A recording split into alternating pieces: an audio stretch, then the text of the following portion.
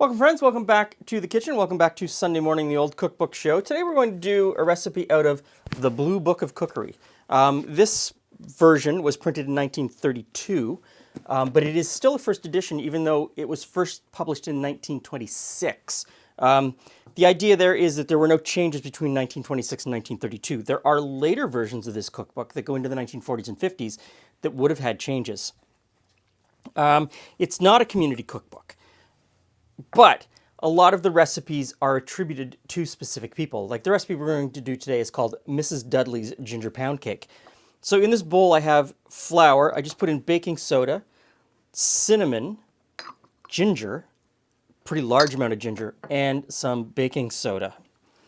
Now, this was a transition time. So this was published first before the Great Crash. And continues to be published throughout the Great Depression. And it's interesting because the wording at the beginning of the book talking about how to run your household, and it's already talking about the economy shrinking. It's already talking about how to make do with less.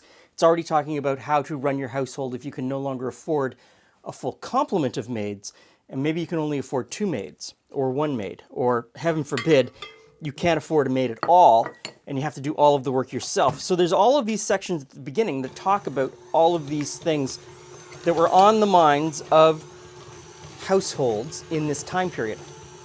And so this book really is written for that upper middle to upper class type household. And I've got the butter softened, so in goes some brown sugar, and we'll cream those two together.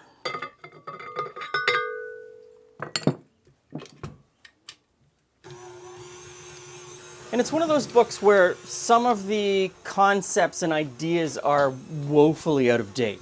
I don't know anyone who's boiling carrots, new or old, for an hour.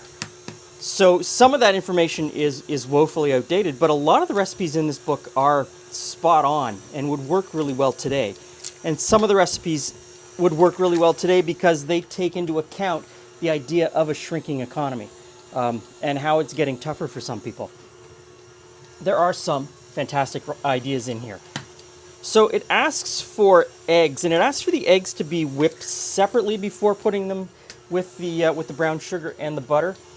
And some of that I have to imagine is because, again, some of these recipes are outdated. Some of these recipes are outdated even for the time period that it was published. There's a couple of recipes in here where I saw that you're beating with a wooden spoon for an hour and a half. And it doesn't take into account modern conveniences, which at the time this was published, these stand mixers, in fact, this very KitchenAid stand mixer that's here right now, was selling like hotcakes, and had been on the market by the time this book was published for at least 10 or 12 years. So this was not a new concept in this time period, nor was it rare in this time period. So I'm just going to whip up these eggs.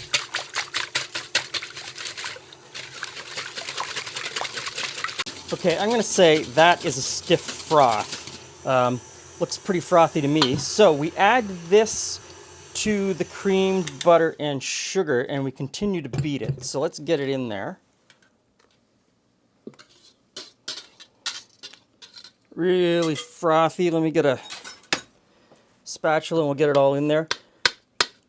So in this case, I don't think I was beating the eggs together to make them light and airy or stiff and frothy in order to bring that light airiness to the end result. Sometimes you're beating the eggs ahead of time because it gives you a better emulsion in that bowl. And what I'm seeing in there is a fantastic emulsion of sugar, eggs, and butter. So I have to believe that's what they were looking for with this recipe, that it really was about molasses. It really was about getting the best emulsification in the bowl, and that mixing the eggs and the sugar all together at once just wasn't going to get you there. Because that is an amazing looking batter at this point. So now I take my pre-sifted flour and other ingredients and I put them into the mixer. Now it doesn't say anything about multiple additions or doing it slowly, but I still think that's best practice. So I'm going to put in about a third. Put the mixer on.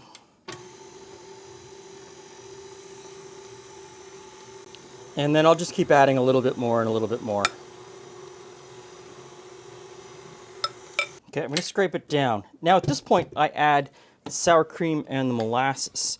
So let me just scrape down the bowl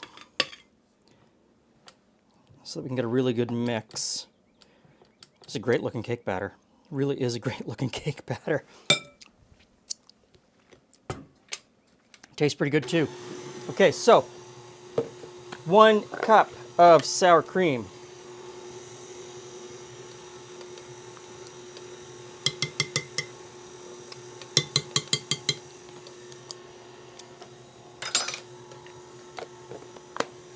And now I put in the molasses.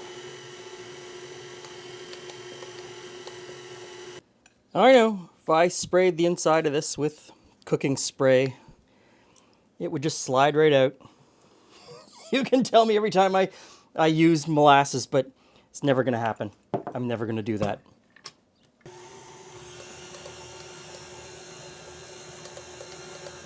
Now, I'm supposed to pour this into a deep buttered cake pan. So I've got a cake pan, the deepest one that I own, buttered with a little bit of parchment in the bottom. The oven is preheated to 350 degrees Fahrenheit. So we'll get this in and we'll see what happens. Now, it didn't tell me what size of deep buttered cake pan. So this is a 9x9. And might be too small. We'll get it in and see. Okay, changed my mind. Bigger cake pan. It doesn't say anything about doing it in 2 cake pans. It doesn't say anything about doing it in multiple loaf pans. Most pound cakes that you see are done in a loaf pan. So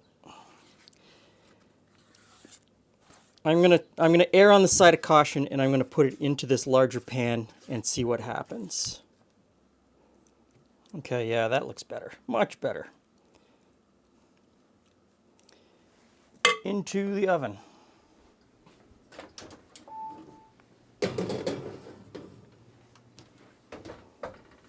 Let's see. Hey, Glenn. Hey, Jules. Hey, friends. Let's see, what do we got? Ooh, that's very pretty. It looks very gingery. I'd guess ginger cake. It's Mrs. Dudley's or molasses cake. ginger pound cake. So it's ginger and molasses. Ooh, is it really like a pound cake? It's kind of big for pound cake. It's not really a pound cake. The proportions are off. They're kind of almost the same, but they're off. And it has soda. Pound cakes generally don't have soda. No, but it's got that golden color of. Mm-hmm.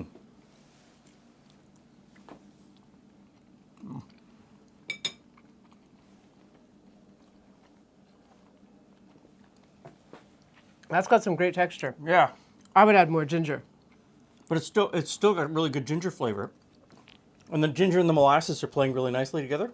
Mm-hmm. You could put in more ginger just to get a little bit more of that heat. Creamy texture that you get when you cook with that combination of things. Yeah, that's really good.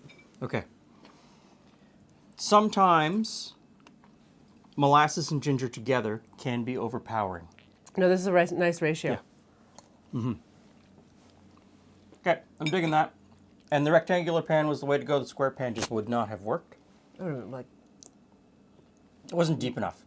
It wanted a deep pan, and I don't know that you'd be able to. I mean, it would be so deep in the slow cook. Yeah. Like it would be. This was the better idea. Okay. This is a really good ginger molasses cake. Definitely. So thank you, Mrs. Dudley. Thank you, Mrs. Dudley. Thanks for stopping by. See you again soon.